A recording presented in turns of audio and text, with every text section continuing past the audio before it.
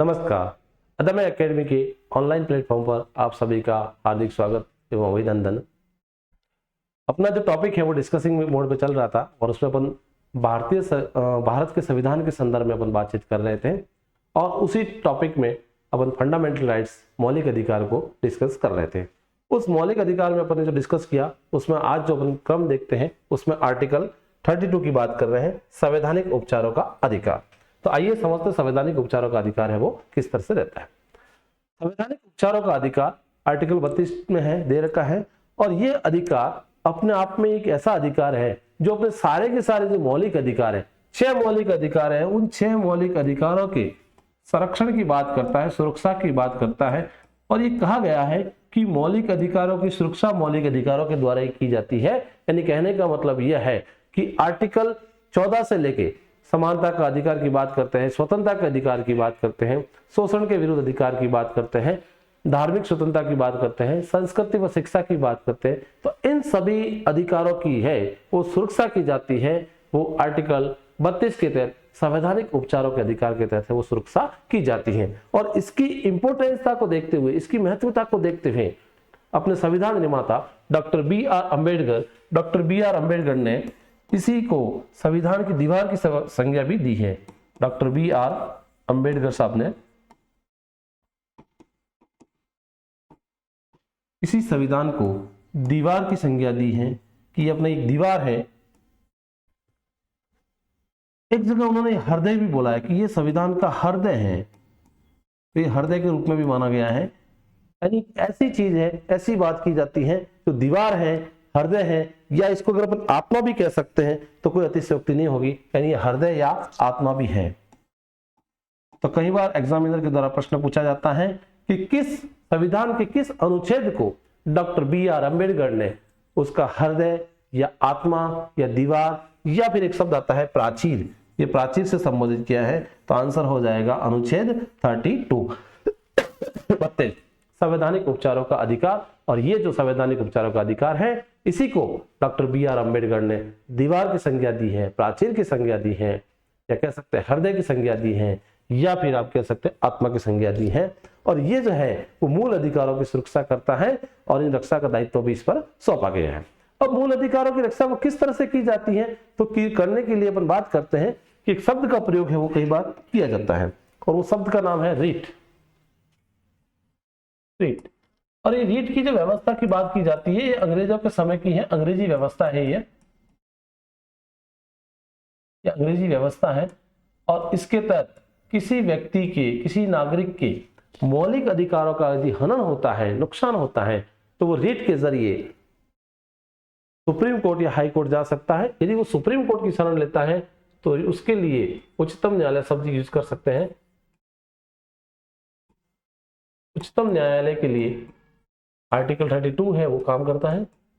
और अगर वो उच्चतम न्यायालय का प्रयोग न करके राज्य का जो हाई कोर्ट होता है, उच्च न्यायालय होता है, उस उच्च न्यायालय में अपनी रिट दायर करता है तो उसके लिए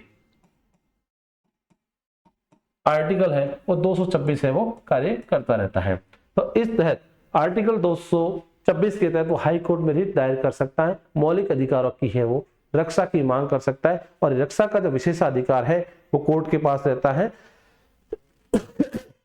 और रिट लगाने की जो प्रक्रिया है वो अंग्रेजी व्यवस्था है, या ये कह सकते हैं ये व्यवस्था है वो ब्रिटेन से ली गई व्यवस्था है, ये ब्रिटिश व्यवस्था है, ब्रिटिश व्यवस्था कह सकते हैं इसको।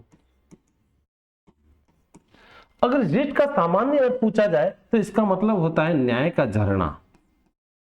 न्याय का झरना, झरना शब्द से आप वाकिफ होंगे कि कोई भी एक फ्लो के रूप में लगातार बहता हुआ चलता रहता है, उसी को झरना कहते हैं। तो ये एक ऐसी व्यवस्था की गई है जो सुप्रीम कोर्ट या हाई कोर्ट के द्वारा एक नागरिकों के लिए सुरक्षा की बात कर रहा है और वो हमेशा झरने के रूप में मध्यम गति से वो बहता रहेगा, यानी उनको न्याय है वो मिलता रहेगा, ऐसी ही बात है। तो उसको न्याय के झरने के रूप में माना जाता है कि यह वो न्याय का झरना कह सकते हैं। और अगर विशेष अर्थों की बात की जाए तो रीट का मतलब होता है विशेषाधिकार।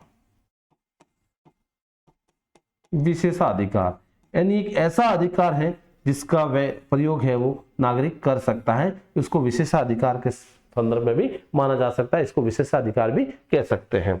अब रेट लगाने की जो प्रक्रिया होती है, तो रेट लगाने के लिए अपने सुप्रीम कोर्ट या हाई कोर्ट में 5 प्रकार की रिट दायर की जा सकती है और वो रिट 5 प्रकार की रिट है। 5 प्रकार की रिट है वो दायर की जा सकती हैं। अब 5 प्रकार की रिट कौन कौन सी है या इसकी डेफिनेशन को लेके कई बार है वो एग्जामिनर में प्रश्न पूछा जा सकता है। तो इसके लिए अपन कह सकते हैं कि 5 प्रकार की रिट कौन सी है। तो इसके लिए एक शब्द आता है परमादेश। परमादेश, परमादेश का शाब्दिक मतलब होता है हम आदेश देते हैं, यानी न्यायपालिका है वो आदेश देने की बात कर सकते हैं, तो इसके लिए कह सकते हैं परमादेश। एक होता है अपना बंदी प्रत्यक्षीकरण। बंदी प्रत्यक्षीकरण, बांध कर पेश करना बंदी प्रत्यक्षीकरण की श्रेणी में आता है, यानी किसी भी व्यक्ति को बांधने का मतलब है यहाँ पर उसको गिरफ्तार करके पेश करना, तो वो बंदी प्रत्यक्षीकरण की श्रेणी में आता है। नेक्स्ट आता है प्रतिषेध। प्रतिषेध, प्रतिषेध का मतलब होता है रोकना, बंद करना या यथास्थिति में उसको रखना, उसको अपन प्रतिषेध कह सकते हैं। नेक्स्ट एक शब्द आता है उत्प्रेषण। उत्प्रेषण, उत का मतलब आगे और प्रेषण का मतलब होता है भेजना। कोई भी प्रक्रिया को, कोई भी ऐसी विचाराधीन जो बात होती है न्यायपालिका की, उसको आगे की ओर भेजना उत्प्रेषण की श्रेणी में आता है, उसको अपन उत्प्रेषण कह सकते हैं। और एक रिट होती है उसका नाम होता है अधिकार रक्षा। अधिकार रक्षा, यानी किसी भारतीय नागरिक के मौलिक अधिकारों का हनन होने पर वो आर्टिकल 32 के तहत या अनुच्छेद 226 के तहत हाई कोर्ट या सुप्रीम कोर्ट में वो जा सकता है, और जाने के लिए उसको एक रिट लगानी होती है। अपने मौलिक अधिकारों के हनन के लिए उसको रिट के तहत याचना है वो मांगनी होती है, और रिट जो होती है वो 5 प्रकार की होती है। 5 प्रकार में अपने देखा परमादेश। परमादेश का मतलब होता है हम आदेश देते हैं, हम का मतलब होता है कोर्ट या न्यायपालिका, हम आदेश देते हैं। अब व्यक्ति की कोई भी मौलिक अधिकारों का अगर यदि हनन हो जाता है, जैसे कई बार किसी व्यक्ति के लिए एक बात आती है कि अगर उसके कहीं चयन हो रहा है, लेकिन चयन होने में कोई ऐसी त्रुटि बन जाती है और उसका चयन है वो वंचित हो जाता है, या फिर उसकी नियुक्ति देने से उसको रोका जाता है, तो वो कोर्ट की शरण में जाता है। तो कोर्ट की प्रक्रिया के द्वारा कोर्ट उसको आदेश देता है कि हम आदेश देते हैं कि इस व्यक्ति को इस प्रक्रिया के तहत उसको नियुक्त किया जाए या फिर इसको लगाया जाए। तो वो जो आता है वो हम आदेश देते हैं। हम का मतलब यहाँ पर है वो न्यायपालिका से है, न्यायाधीश महोदय से है। न्यायाधीश कह सकते हो या न्यायपालिका कह सकते हो।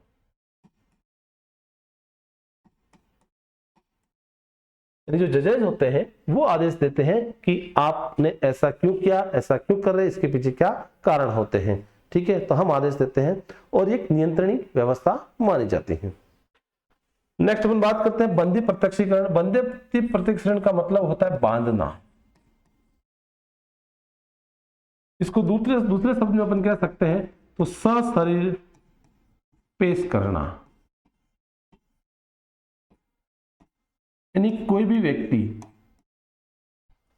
जिसने नागरिकों के मौलिक अधिकारों का उल्लंघन किया है या उल्लंघन करने का प्रयास करता है और इसके खिलाफ न्यायालय में कोई याचिका दायर की जाती है, तो न्यायपालिका के द्वारा एक ऑर्डर जारी किया जाता है कि उस व्यक्ति को हमारे सामने लाया जाए, हमारे सामने उसको पेश किया जाए। ऐसी स्थिति में पुलिस प्रशासन के द्वारा उस व्यक्ति को गिरफ्तार किया जाता है और फिर न्यायाधीश महोदय के समक्ष है वो उसको पेश किया जाता है। वही प्रक्रिया जो होती है वो बंदी प्रत्यक्षीकरण कहती है, यानी इसको बांध कर या सशरीर हमारे सामने पेश किया जाए। वर्तमान स्वरूप में कई बार है जो कोर्ट की पेशी जो होती है, कोर्ट की जो प्रक्रिया में है वो ऑनलाइन प्रक्रिया भी अपनाई जा सकती है। तो इसमें भी यही है कि अगर उनके प्रत्यक्ष रूप से या अप्रत्यक्ष रूप से उस ऑनलाइन प्रक्रिया में वो दिखाई दे जाता है तो उसको भी सशरीर के रूप में है वो माना जा सकता है, बंदी प्रत्यक्षीकरण के संदर्भ में उसको माना जा सकता है।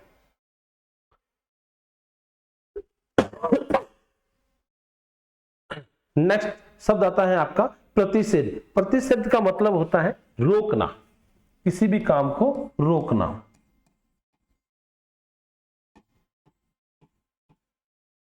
कोई न्यायपालिका की या किसी व्यक्ति विशेष की कोई ऐसी कार्य की प्रक्रिया हो जाती है और उस पर कोई अन्य व्यक्ति काम कर जाता है तो उसके लिए अपन आम शब्द यूज करते हैं स्टे लगाना। तो वो जो स्टे लगाने की प्रक्रिया होती है वो ही है वो प्रतिषेध में मानी जाती है, उसको रोकना। या ये कह सकते हैं किसी प्रशासनिक अधिकारी ने कोई कृत्य जो उसके दायरे में नहीं आता है, कोई काम उसके दायरे में नहीं बन रहा लेकिन उसने उस काम को कर दिया है, तो उसके निम्न स्तर के अधिकारी या उसके समानांतर के जो अधिकारी है उन्होंने उस पर हस्तक्षेप लगा दिया, आरोप लगा दिया, तो सरकार की व्यवस्था के द्वारा कहा जाता है, न्याय की व्यवस्था के द्वारा कहा जाता है कि उस कार्य को जांच होने तक यथा स्थिति में रखे उसको रोके रखना है। उस स्थिति में ये प्रतिषेध है वो लगता रहता है, या इसको कह सकते हैं रोकना। और ये न्यायिक क्षेत्रों के संदर्भ में जारी किया जाता है। जैसे कोई व्यक्ति अपील करता है तो अपीली प्रक्रिया में ये ज्यादा होता है। जैसे कि अधीनस्थ न्यायालय में उसने कोई केस दायर किया और अधीनस्थ न्यायालय में कोई केस दायर करने के बाद जो फैसला है वो सही नहीं जा रहा है तो वो आगे अपील करता है और जिला कोर्ट में जाता है और जिला से हाई कोर्ट में जाता है, हाई कोर्ट से सुप्रीम कोर्ट में जाता है। तो ऐसा ही कोई मामला जिला कोर्ट से ऊपर की ओर जाता है या नहीं जाता है, उस स्थिति में जो ऊपर का न्यायालय होता है, शीर्ष न्यायालय जो होता है, उससे बड़ा जो न्यायालय होता है, वो उसको कहता है कि इस काम को आपने जो भी काम या जो फैसला किया है वो यहीं तक ठीक है, आगे की प्रक्रिया वो हम करेंगे। उस संदर्भ में भी ये रोकना शब्द का है या प्रतिषेध जो रीट है वो लागू की जा सकती है, इसके बारे में विचार किया जा सकता है। नेक्स्ट अपन बात करते हैं उत्प्रेषण की। उत्प्रेषण का मतलब होता है ऊपर की ओर भेजना, सूचना देना या प्रमाणित करना। यानी इनके लिए शब्दों का प्रयोग कर सकते हैं ऊपर की ओर भेजना,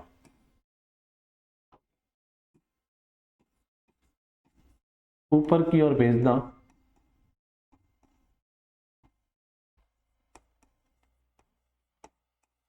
या सूचना देना,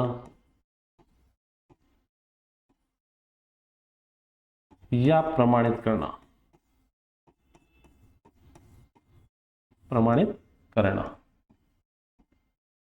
ये उत्प्रेषण के अंदर माना जाते हैं। उत्प्रेषण का मतलब होता है कि कोई भी चीज है वो प्रमाणित हो जाए और प्रमाणित होकर उच्च अधिकारी को अवगत किया जाए, या न्यायपालिका की प्रक्रिया में जो उससे भी बड़ा एक न्यायपालिका होती है, न्यायिक प्रक्रिया होती है, उसको है वो अवगत करा दिया जाए तो प्रमाणित माना जा सकता है। या फिर उस केस के संबंध में उसको सारी की सारी सूचना है वो आगे से आगे दे दी जाती है। हालांकि बात की जाए तो प्रतिषेध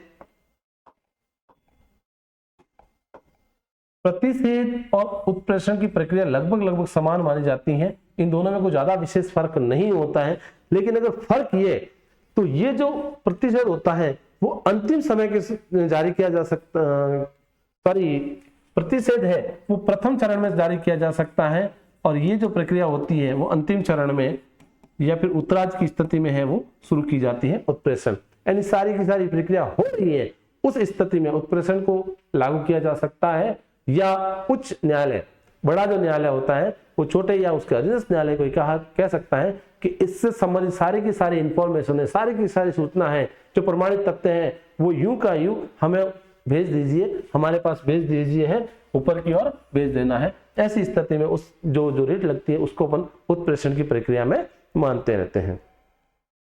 नेक्स्ट फिर आता है अधिकार परीक्षा। अधिकार परीक्षा का मतलब होता है किसी व्यक्ति, किसी संस्था, किसी अधिकारी, प्रशासनिक अधिकारी कोई ऐसा काम करता है जो उसके दायरे में नहीं आता है, या न्याय प्रक्रिया की प्रक्रिया में भी हम समझ सकते हैं कि उसके वैधानिक रूप से वो उसके अधिकार क्षेत्र में नहीं आता है, और उसके बावजूद भी वो उस अधिकार क्षेत्र को अपना मानते हुए कोई कार्य कर देता है, तो संबंधित पक्ष जो होता है वो कोर्ट में जाता है, हाई कोर्ट, सुप्रीम कोर्ट में जाता है, और वहां से एक रिट दायर करके कहता है, तो कोर्ट ये पूछता है कि आपने ये काम किस अधिकार की श्रेणी से किया है, आपका क्या अधिकार बनता है, क्या आप उसके लिए वो योग्य थे, आपके पास उससे संबंधित कानून बना हुआ है, क्या कानून के दायरे में आप उस श्रेणी में आते हो, आपने जो काम किया है वो किस अधिकारी की हैसियत से या किस संस्था की हैसियत से किस तरह से किया है, उसका आपको जवाब देना पड़ेगा। तो ये है वो उसके अंदर पर किया जाता है, यानी उस व्यक्ति से पूछा जाता है कि आपने जो काम किया है वो किस रूप में किया जाता है। कई जगह अक्सर अपन ग्रामीण क्षेत्र में अपन बात करते हैं, वो रहता है कि पंचायती राज का जो क्षेत्र होता है वो सीमित होता है, लेकिन कई बार वह कृषि क्षेत्र में भी दखल देने लग जाता है, तो कृषि क्षेत्र में दखल देने पर उनसे पूछा जाता है कि पंचायत का क्षेत्र है वो सीमित माना जाता है, कृषि क्षेत्र में इसका क्या संबंध है, वहां आपने जो भी काम किया है वो किस हैसियत से किया है, उसका जवाब देना होता है। ऐसी स्थिति को कहा जाता है अधिकार परीक्षा। तो इस तरह से आर्टिकल 32 मौलिक अधिकारों को है वो सुरक्षा प्रदान करता है, और सुरक्षा प्रदान करने के लिए 5 प्रकार की रीट जारी की जा सकती है। रीट जारी करता है और उस रीट के माध्यम से सुरक्षा प्रदान करता है।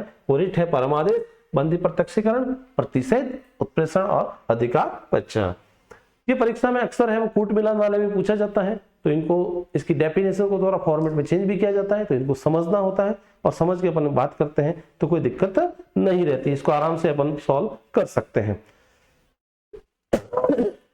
कभी कभी ये प्रश्न पूछा जाता है कि ऐसे कौन कौन से मौलिक अधिकार है जो केवल और केवल भारतीय लोगों को है वो मिले हुए हैं। तो ये प्रश्न कई बार पूछा गया है, तो इसमें अपने को देखना है कि ऐसे कौन से मौलिक अधिकार जो केवल भारतीयों को मिले हुए हैं।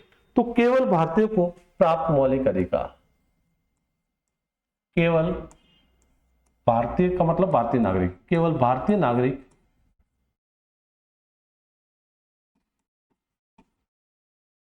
केवल भारतीय नागरिक को प्राप्त मौलिक अधिकार।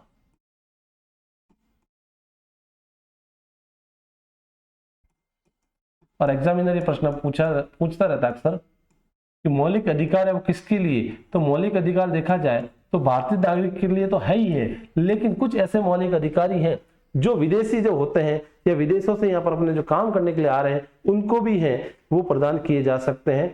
तो प्रश्न ये बनता है कि ऐसे कौन कौन से मौलिक अधिकार जो केवल और केवल भारतीय नागरिकों को प्रदान किए जाए, भारतीय नागरिक उसके संदर्भ में है वो बात कर सकता है। तो उसमें अपन देखते हैं तो आर्टिकल 15 की बात आ जाती है। 15 जो है वो केवल और केवल भारतीयों के लिए बना हुआ है, अनुच्छेद 15।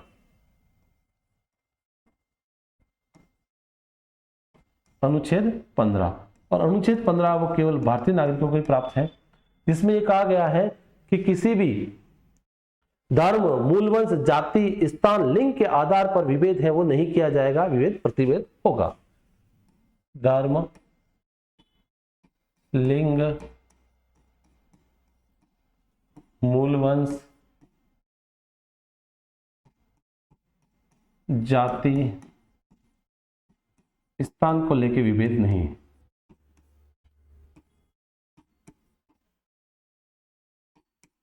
लेकर विभेदन नहीं किया जा सकता।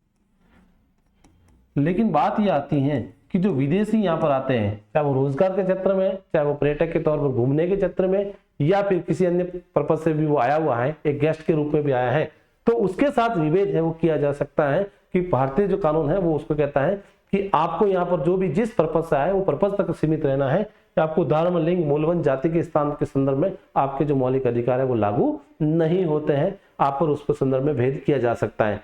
तो ये उनके लिए लागू नहीं है, ये केवल भारतीय नागरिकों को प्राप्त है, भारत के नागरिक ही इसके संदर्भ में बात कर सकता है। उसी के संदर्भ में अपन बात करते हैं तो अनुच्छेद 16 है वो भी भारतीयों को ही मिला हुआ है, उसमें भी विदेशियों को है वो अधिकार नहीं है। और अनुच्छेद 16 ये कहता है अवसर की समानता, लोक नियोजन में अवसर की समानता की बात कर रहा है। लोक नियोजन का मतलब होता है सरकारी सेवा, सार्वजनिक सेवा। लोक नियोजन में अवसर की समानता।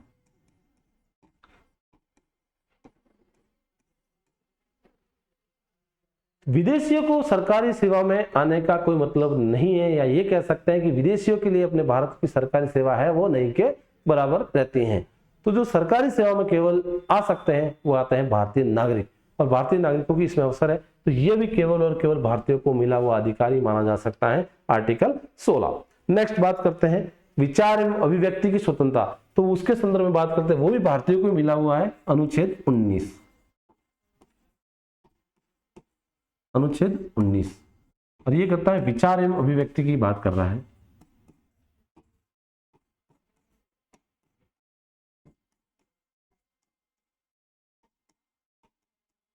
विचार एवं अभिव्यक्ति की स्वतंत्रता की बात कर रहा है। तो ये जो स्वतंत्रता मिली है वो केवल और केवल भारतीय नागरिक को मिली हुई होती है, कि भारत का नागरिक ही भारत के संबंध में, भारतीय विचारधारा के संबंध में अपने विचार एवं व्यक्त कर सकता है। अपनी जो अभिव्यक्ति होती है वो अभिव्यक्ति सार्वजनिक मंचों के माध्यम से, पत्र पत्रिकाओं के माध्यम से, या फिर किसी अन्य माध्यम से वो कर सकता है। विदेशी व्यक्तियों को इस तरह के विचार रखने की, अपने देश के संबंध में बात करने की, अपने देश के संबंध में कुछ अभिव्यक्त करने का उनको अधिकार नहीं दिया जा सकता है। ये जो केवल और केवल है वो 19 में।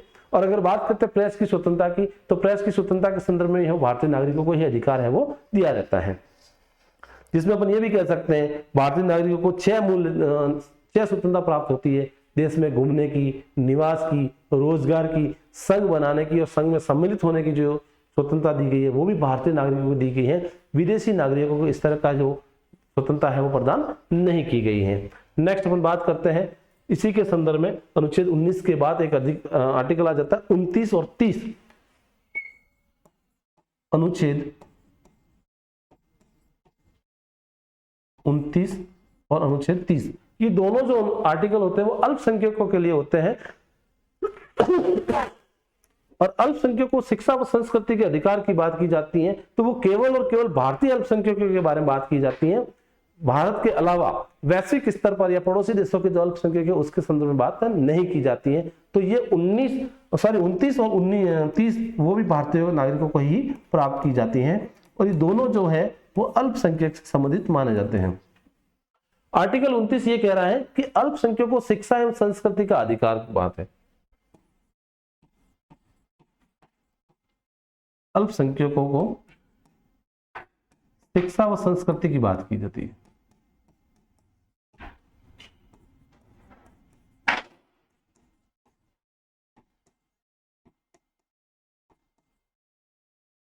अल्पसंख्यक समुदाय होता है उनको शिक्षा व संस्कृति का अधिकार है और उसके साथ में भी देखा जाए कि अल्पसंख्यक जो लोग होते हैं वो शिक्षा व संस्कृति के साथ साथ अपने धर्म के प्रचार प्रसार हेतु कुछ शिक्षण संस्थाओं का निर्माण भी कर सकता है, उसकी स्थापना भी कर सकता है, तो वो भी अधिकार है वो उसी को दिया जाता है।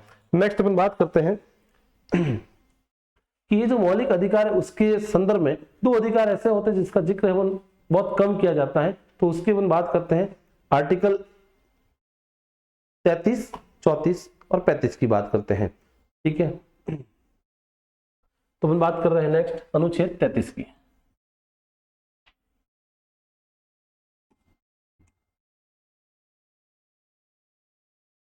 अनुच्छेद 33 और अनुच्छेद 33 कहता है सशस्त्र बल एवं मूल अधिकार, यानी जो सेना में व्यक्ति होते हैं उनके लिए बात कर रहा है। सशस्त्र बल एवं मूल अधिकार, मूल अधिकार।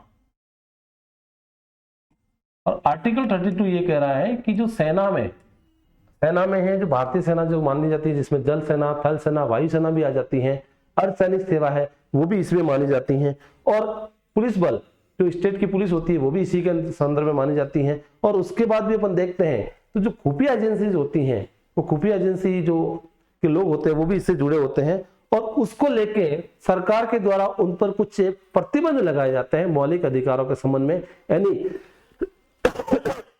ये व्यक्ति जो सेना से जुड़े हुए होते हैं, पुलिस प्रशासन से जुड़े होते हैं, खुफिया एजेंसी से जुड़े होते हैं, ये आम व्यक्तियों की तरह अपने विचार है वो हर जगह प्रकट नहीं कर सकते, उन पर है वो सरकार के द्वारा क्या होता है प्रतिबंधित होता रहता है। और ये सारा का सारा जो प्रतिबंध होता है वो अनुशासन को बनाए रखने के लिए किया जाता है। सरकार की जो गोपनीय बातें होती हैं उन बातों को बनाए रखने के लिए होता है ताकि कोई ऐसी बात सार्वजनिक नहीं हो जाए और सरकार को है वो नुकसान नहीं होना पड़ा। यानी एक राज्य को संप्रभु बनाने के लिए कुछ ऐसी बातें, कुछ ऐसी विचारधारा है वो आवश्यक हो जाती है। उसके संदर्भ में अनुच्छेद 33 के तहत व्यवस्था की गई है कि संसद है वो सशस्त्र बल तो मूल अधिकारों के संदर्भ में कुछ ऐसे नियम बनाए ताकि उनके वो अनुशासनता की बात है वो बनी रह सकती है। तो इसमें जो आ सकते हैं सशस्त्र बल के सैनिक,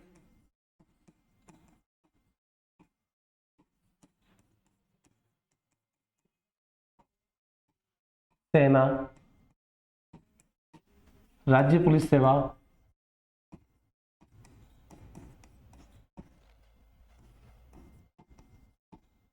खुफिया एजेंसी,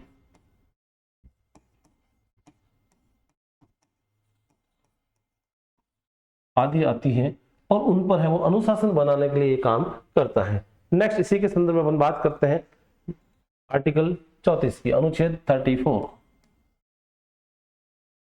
आर्टिकल 34। और ये जो बात कर रहा है वो मार्शल लॉ की बात कर रहा है। मार्शल लॉ यानी सेना के द्वारा एक ऐसी व्यवस्था स्थापित की जा सकती है उसके संदर्भ में बात कर सकता है। तो मार्शल लॉ एवं मूल अधिकार, मार्शल लॉ एवं मूल अधिकार। देश में या देश के किसी भाग में किसी स्थान विशेष पर कोई ऐसी स्थिति उत्पन्न हो जाती है, उस स्थिति में मार्शल लॉ है वो लागू किया जा सकता है। देश में जैसे आपातकाल की स्थिति बन जाती है, राज्यों की संवैधानिक व्यवस्था है वो बिगड़ जाती है, सांप्रदायिकता की स्थिति है वो ऐसी हो जाती है कि उसको नियंत्रित करना राज्य के लिए, केंद्र के लिए थोड़ा सा भी खतरनाक साबित हो सकता है। ऐसी स्थिति में मार्शल लॉ है वो लागू किया जाता है। और जब अगर मार्शल लॉ को लागू किया जाता है तो सारा का सारा जो प्रशासन होता है वो सेना के अंडर में चला जाता है, सेना के नियंत्रण में चला जाता है। प्रशासन है वो सेना संभालती है, सेना संभालती है। और ऐसी स्थिति में जब मार्शल लॉ लग जाता है और पूरा प्रशासन सेना के अंडर में आ जाता है तो सभी जो नियम कानून कायदे हैं वो सेना के द्वारा नियंत्रित की जाते हैं। और राज्य सरकार की जो मिशनरी होती है, राज्य सरकार के जो कर्मचारी होते हैं वो भी मार्शल लॉ के तहत सेना के संदर्भ में समाहित हो जाते हैं, वो सेना के साथ कार्य करना शुरू कर देते हैं। तो इस तरह से वो आर्टिकल 34 की बात की जाती है। नेक्स्ट अपन बात करते हैं अनुच्छेद 35 की। और 35 ये कह रहा है कि कुछ मूल अधिकारों का प्रभाव है वो रहता है। तो मूल अधिकारों के प्रभाव की बात यहां पर की जाती है।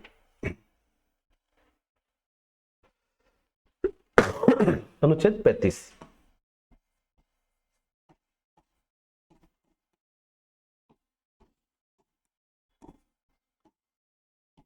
मूल अधिकारों का प्रभाव।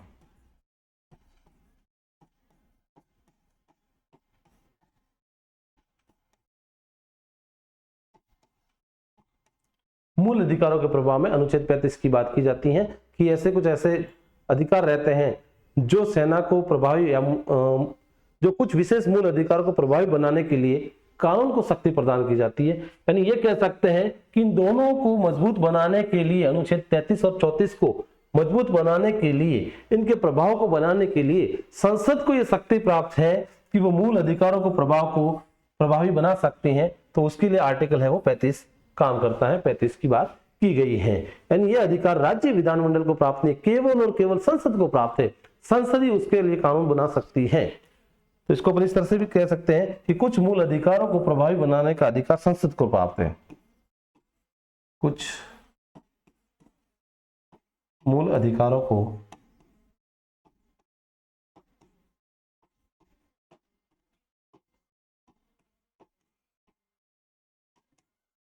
प्रभावी बनाने में संसद को शक्ति दी गई है। संसद को शक्ति दी गई है, राज्यों को यह शक्ति नहीं दी गई है। राज्य इस तरह की व्यवस्था में वो सम्मिलित नहीं हो सकते हैं। तो इस तरह से अनुच्छेद 35 है वो 33 और 34 के तहत काम कर रहा है। तो अपन ने इन सभी चीजों को एक बार समझ लिया है कि भाग तीन जो है वो मौलिक अधिकारों की बात करते हैं। मौलिक अधिकार अपने अमेरिका से लिए गए हैं और इस भाग 3 को ये मैग्ना कार्टा कहा जाता है। मैग्ना कार्टा की बात करते हैं तो 1215 ईस्वी में ब्रिटेन से है स्थित, ब्रिटेन की स्थितियों से उत्पन्न हुई थी और वहीं से ये मैग्ना कार्टा शब्द है वो प्रचलन में आया था।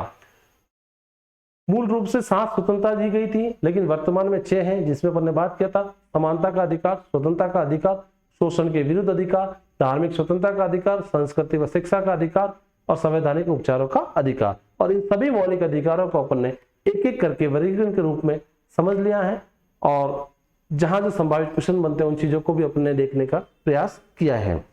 एक अधिकार जो है जो वर्तमान में मौलिक अधिकार तो नहीं है और संपत्ति का अधिकार जो है वो कानूनी अधिकार है, तो उसके बारे में अपन डिस्कस कर लेते हैं, उसको भी समझने का प्रयास करते रहते हैं। तो आइए समझते हैं इसको कि संपत्ति के अधिकार की वर्तमान में क्या स्थिति रहती है। संपत्ति का अधिकार,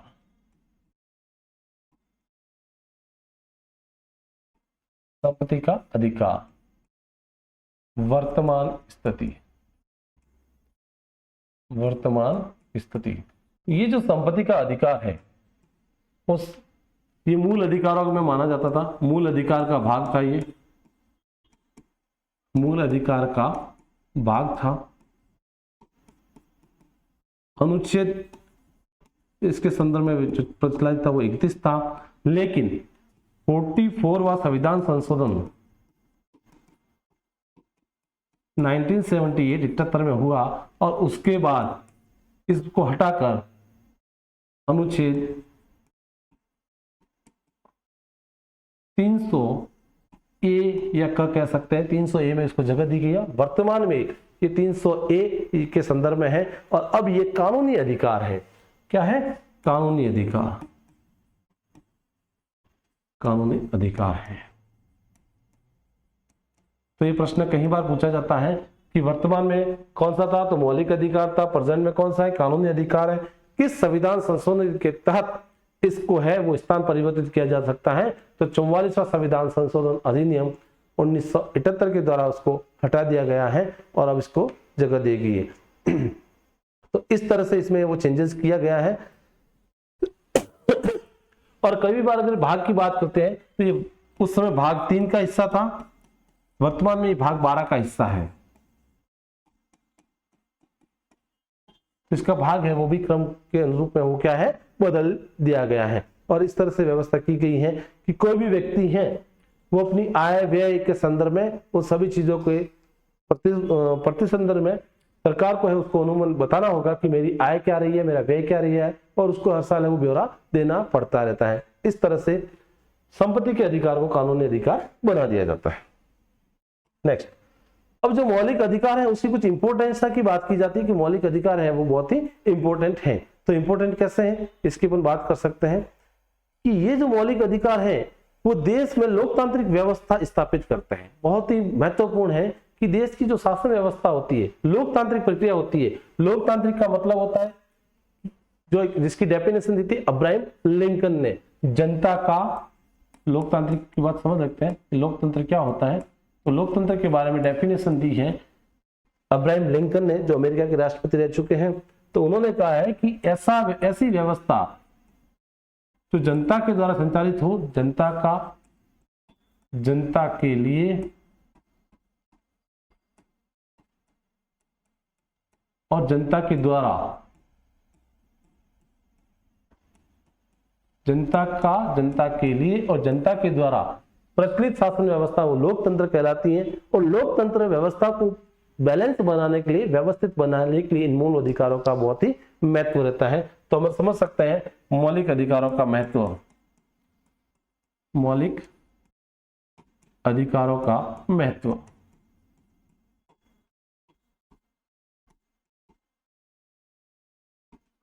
और इसकी बात आती है कि लोकतांत्रिक व्यवस्था को अच्छा बनाया जा सकता है। लोकतांत्रिक व्यवस्था बनाने में इनका बहुत ज्यादा उपयोग है, क्योंकि प्रत्येक नागरिक अपने अधिकारों के प्रति अगर सचेत रहेगा तो व्यवस्था है वो स्वतः ही बनी रह सकती है। इसके लिए आता है बहुत जरूरी है। व्यक्ति की भौतिक एवं नैतिक सुरक्षा के लिए भी आवश्यक माना जा सकता है, या कह सकते हैं नागरिकों की व्यवस्था के लिए भी अच्छा है। तो नागरिकों की भौतिक एवं नैतिक व्यवस्था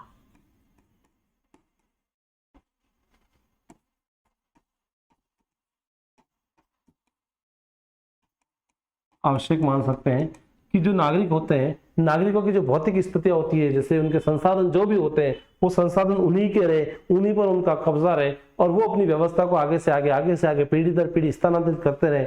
उन व्यवस्थाओं को लेकर उनके मन में जो संचय है वो संचय नहीं रहे, तो वो सारी अच्छी बनी रहे उन सभी भौतिक व्यवस्थाओं को।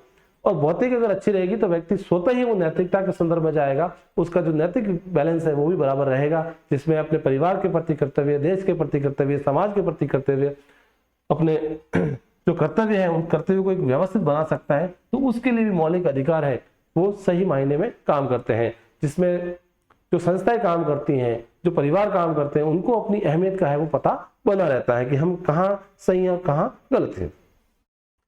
अगर अपने देश में एक शासन व्यवस्था है, विधि का शासन या फिर कानून का शासन, तो उस कानून के शासन को भी अच्छा बनाने के लिए, सुव्यवस्थित बनाने के लिए भी बहुत ही आवश्यक होती है। तो ये विधि के शासन को चलाने के लिए भी इंपॉर्टेंट कह सकते हैं, विधि के शासन को चलाने के लिए उपयोगी है। तो इस तरह से अपन समझ सकते हैं कि जो मौलिक अधिकार है वो येन केन प्रकार देश की शासन व्यवस्था को अच्छा करते हैं, सामाजिक न्याय की आधारशिला भी रखते हैं, सामाजिक व्यवस्था को भी बनाए रखते हैं, जनता के लिए एक अच्छा ऐसा राजनीतिक और सामाजिक रूप से अगर भाग लेना चाहे तो भी मौलिक अधिकारों के संदर्भ में भाग ले सकता है। तो जनता सामाजिक व राजनीतिक रूप से भाग ले सकती है।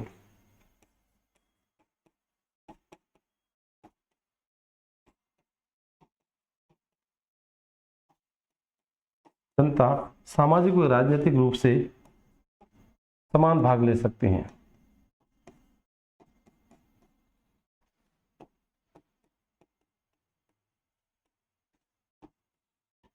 यानी मौलिक अधिकार हैं तो जनता समाज के क्षेत्र में हर प्रकार के जो विकास के काम होते हैं उस विकास के कामों में भाग ले सकती हैं, उस कामों को आगामी रूप से क्रमबद्ध रूप से करने के लिए प्रयास कर सकती हैं, क्योंकि उनके अधिकार उसको पता है कि मुझे किस सीमा तक कहां तक उस काम को करना रहता है। फिर जो राजनीतिक व्यवस्था अपने देश में बनी होती है, जैसे एक व्यक्ति एक वोट, कोई भी व्यक्ति राजनीतिक रूप से भाग ले सकता है, राजनीति में अपनी प्रतिक्रिया दर्ज कर सकता है, चुनाव प्रक्रिया में भाग ले सकता है, चुनाव को लड़ सकता है। तो इन सभी में हर व्यक्ति है वो समान रूप से भागीदार बन सकता है, हिस्सेदार बन सकता है। तो उसके लिए भी मौलिक अधिकार आवश्यक है। अगर ऐसा नहीं होता है तो देश में अराजकता का माहौल हो सकता है, एक विनाशकारी स्थितियां है वो बन सकती हैं, या ये कह सकते हैं देश है वो अलग अलग भागों में टुकड़ों के रूप में भी पतित हो सकता है। तो ऐसा है, मौलिक अधिकार है वो उसके लिए आवश्यक है। अब एग्जाम में कभी कभी प्रश्न ऐसा पूछा जा सकता है कि मौलिक अधिकारों की कुल संख्या कितनी है, ये प्रश्न पूछा गया है। तो मौलिक अधिकारों की कुल संख्या की बात कर सकते हैं। कुल संख्या, तो मौलिक अधिकारों की कुल संख्या कितनी है? तो मौलिक अधिकारों की कुल संख्या समझते हैं।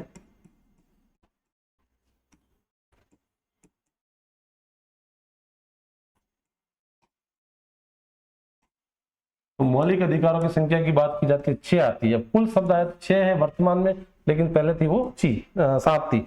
और यही प्रश्न अगर थोड़ा सा पूछ के बोला जाता है कि मौलिक अधिकारों से संबंधित अनुच्छेदों की संख्या कितनी है,